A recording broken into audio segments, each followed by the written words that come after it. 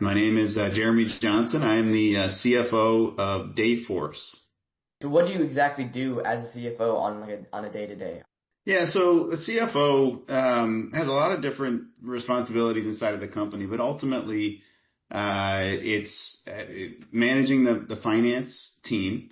So the finance team usually includes an accounting team, a financial planning and analysis team, a treasury team, and usually an investor relations team if you're a public company.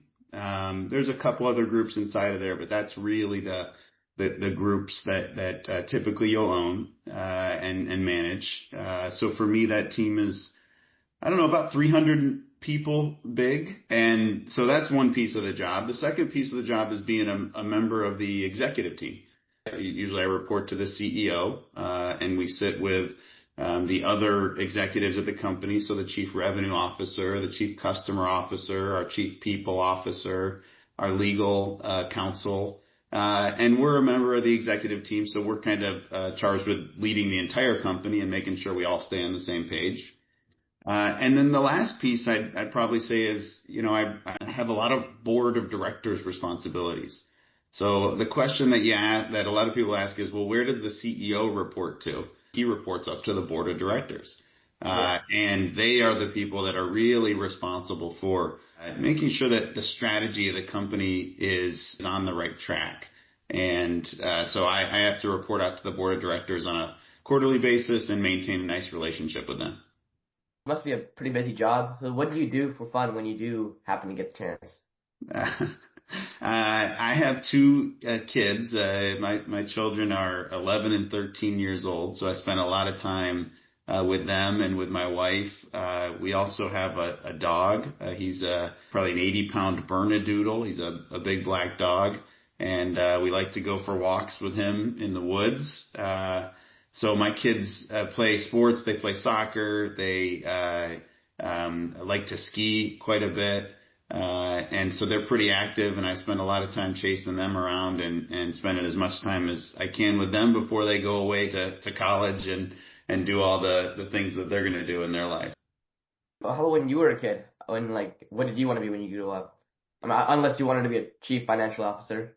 Not many people have the aspiration of being a chief financial officer when they're a young kid, but and I didn't either. I was a typical kid. I loved playing sports and I loved being with friends. And when I was younger, all I wanted to do was be a professional athlete. I played a lot of basketball as a kid. I played a lot of golf, and I thought, yeah, maybe I can do that. Those dreams kind of fizzled out pretty quickly as I got into high school athletics. As you kind of got a little bit older into high school and into college, I thought maybe I wanted to do marketing. And I decided, after taking a couple of marketing classes that I actually didn't want to do that. And I really enjoyed, accounting. I took one accounting class when I was in high school, and really liked it. And I just, so I got into accounting in university and kind of continued to study that. And that's how I got into finance here.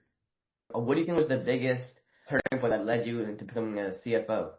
Well, the CFO, there's only one CFO in every company. And, you have to be not only qualified, but also a little bit lucky to get this job. And you get opportunities where you can, you take opportunities where you can get them. And, I was lucky enough to have some really good opportunities that led me to different things and ultimately led me to this spot here at the company at Dayforce. I started my career in public accounting. So KPMG is where I started my career at. It's one of the big four public accounting firms.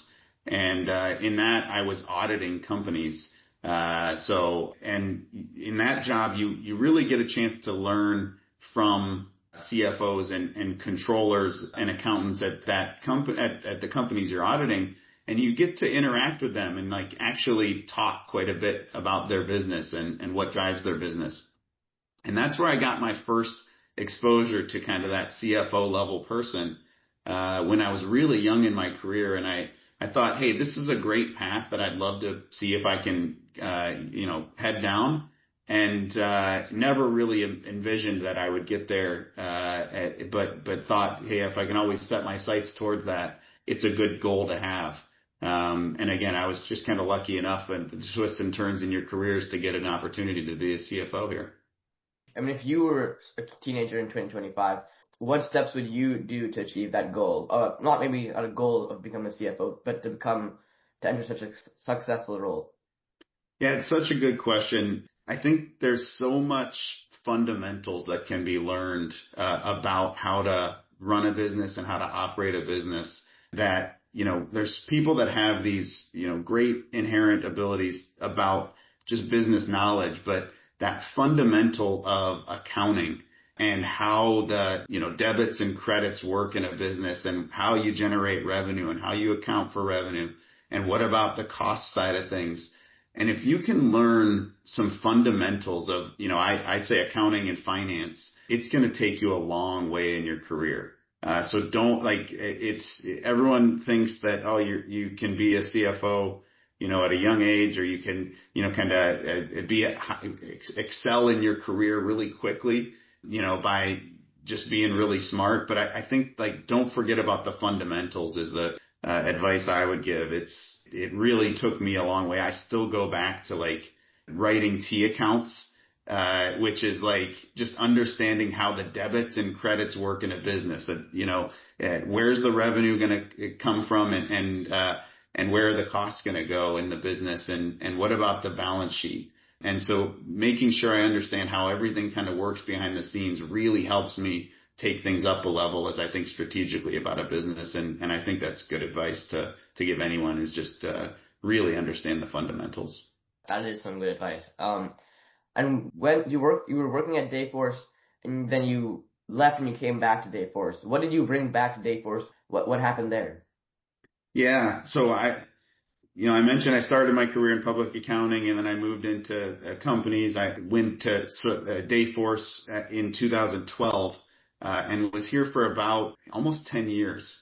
And then I left to pursue another opportunity as my first CFO job. And Dayforce at the time was a public company. I didn't see a path to be a CFO at Dayforce in the near term.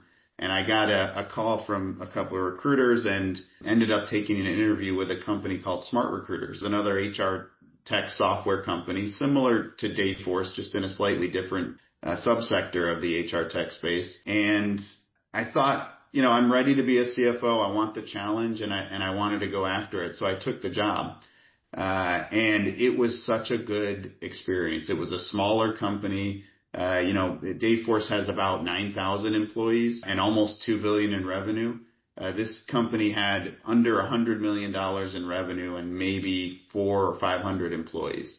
So a much smaller company. And I took the opportunity to just have my first experience as being a CFO, and where it led me was somewhere really interesting. The market changed a little bit and there were some leadership changes at Smart Recruiters, and I actually had the opportunity to not only hold the CFO seat, but the CEO seat at that company for a little bit, and had to understand how to manage other executives at the C level and folks that had been my peers, and also just set the tone and the culture of a company too.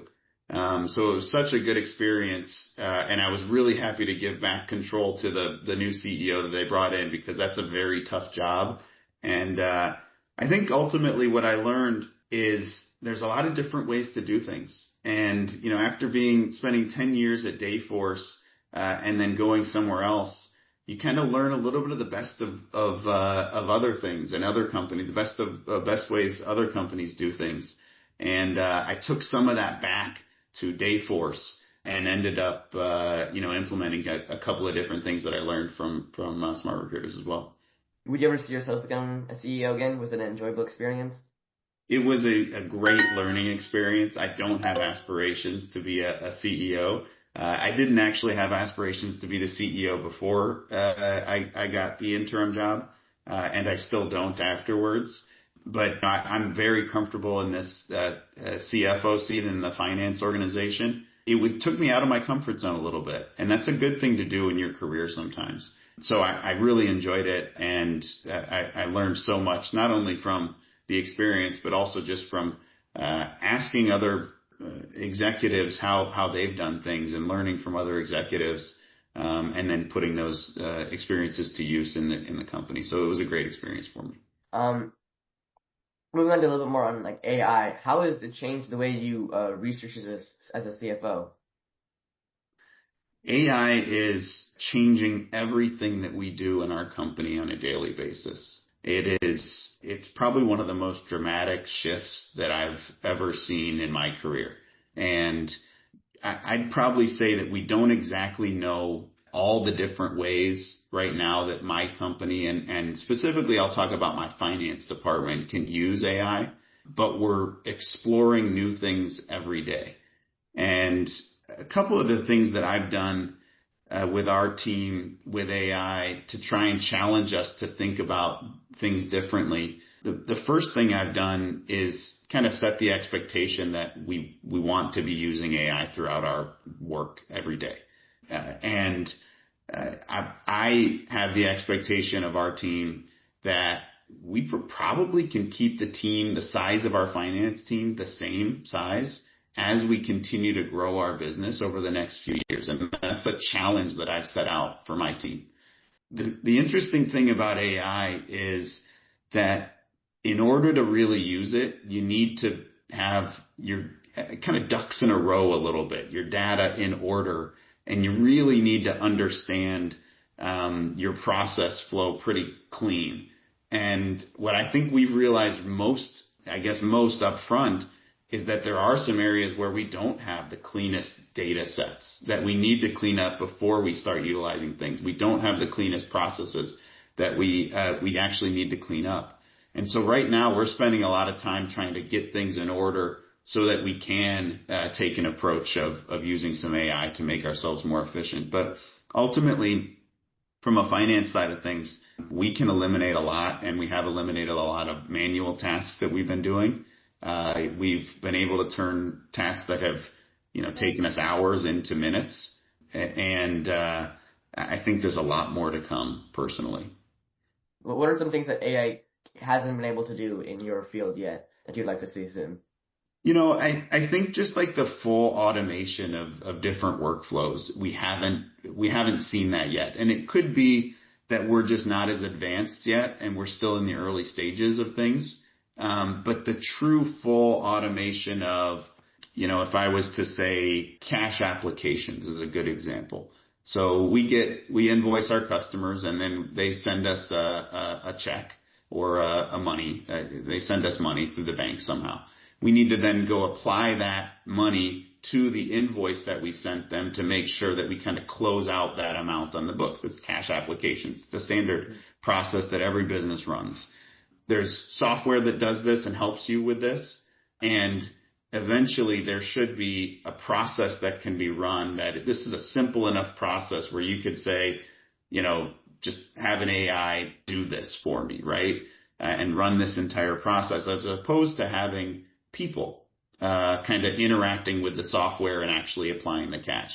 We're not there yet on the having AI do that. And again, this could be because we're not as advanced in our processes yet, but I see that as something that can be fully automated. There's other examples just like that throughout our both accounting and FP&A world. I also look at forecasting. Our forecasting our accuracy should be much, much higher with the inclusion of some AI tools, and we're not quite there yet. I'm really excited about the future here. And again, I've set some challenges for the team to be able to hit some gates here, but it's a tricky thing to change not only processes, but also people and how we actually do things. And that's probably the hardest part is, people are kind of set in their ways and we need to push people a lot to adopt new technologies and learn things. Yeah, for automation, I think there's this website. I mean, it's been there for some time, but I think now they've launched more AI into it called N8N. Have you heard of it? I have not heard of it. Yeah, it's basically it's supposed to automate through nodes. If you connect this one piece to another piece, and I personally haven't been able to use it because it's for companies, so I would have to pay that money, but so I haven't been able to use it myself, but I think that would be pretty interesting. But from what I'm understanding, all your data is kind of scattered around, and so it's not centralized, is what you're saying. We have, I mean, that's the challenge with any organization, right? We have a general ledger system. We have, a Salesforce system that does kind of the order side of things. We've got an AP system and a PO system. We've obviously got a tool that helps us with financial reporting. So there is a lot of different systems that need to interact together, and there are definitely sources of data, but it's cleaning that data before we actually move into utilizing it fully through an automated process and artificial intelligence.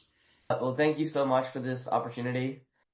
I first of all just appreciate you spending some time with me, and it's been really nice talking to you, Ronak. Thank you for the time. You're welcome. Thank you. All right.